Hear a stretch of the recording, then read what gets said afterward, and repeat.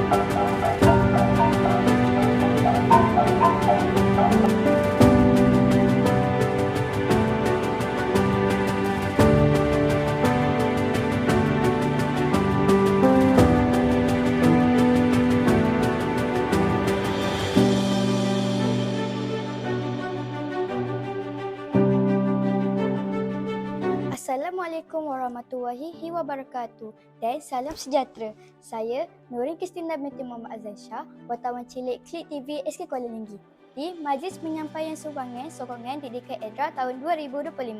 Bersama dengan saya pada hari ini, Encik Muhammad Faisal bin Yusof, pegawai dari Suruhanjaya Tenaga. Apa khabar tuan? Alhamdulillah baik, Dek. Soalan pertama daripada saya. Apakah objektif utama program sokongan didikan EDRA diadakan? Okay, objektif utama dia ialah pelaksanaan program ini adalah untuk menyumbang ke arah melahirkan modal insan yang berpengetahuan, berkemahiran tinggi, kreatif, inovatif dan berdaya saing. Yang kedua ialah untuk membantu pihak sekolah bagi mewujudkan suasana yang selesa, menarik dan kondusif bagi menyuntik semangat pembelajaran di kalangan murid-murid. Soalan saya seterusnya. Pada pendapat tuan, apakah peranan murid-murid dalam meningkatkan kesedaran mengenai peralihan tenaga negara? Okey, kepada murid-murid, since you masih dalam peringkat pembelajaran, jadi kena banyak pengetahuan lah membaca berkenaan dengan literasi tenaga. Apa berkenaan dengan literasi tenaga? Pengetahuan tentang tenaga. Saya bagi contoh yang paling mudah. Bila you pagi, apa yang you buat pagi-pagi? You buka lampu, betul? So bila you buka lampu tu, you akan tahu daripada mana datangnya tenaga tu sampai kepada rumah. So dia ada proses di mana ada penjanaan dan seterusnya dihantar ke rumah tu, you kena tahu the value chain. Bila you petik Swiss, bangun tidur untuk petik Swiss, you akan tahu perjalanan tenaga tu daripada penjanaan dan seterusnya dihantar melalui talian penghantaran dan seterusnya diagihkan sebelum sampai ke rumah. Itu yang adik murid-murid yang perlu tahulah. Itu yang pertama.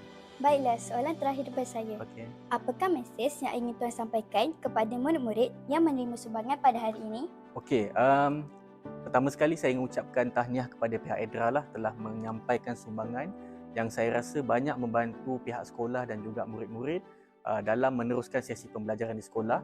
So harapan saya kepada adik-adik untuk terus belajar, terus meningkatkan pengetahuan, sekiranya berminat dengan TVET, teruskan pembelajaran di peringkat sekolah, kuasai subjek seperti sains, matematik supaya adik-adik boleh teruskan pembelajaran di peringkat TVET lah. Itu saja. Terima kasih tuan atas jawapan yang diberikan sebelah tadi. Okey, sama-sama. Dengan itu, selesailah temubual saya bersama Encik Muhammad Faisal bin Yusof, pengawai dari Suruhanjaya Tenaga di Majlis Sumbangan Sokongan Didikan EDRA tahun 2025. Jumpa lagi. Assalamualaikum warahmatullahi wabarakatuh. Bye.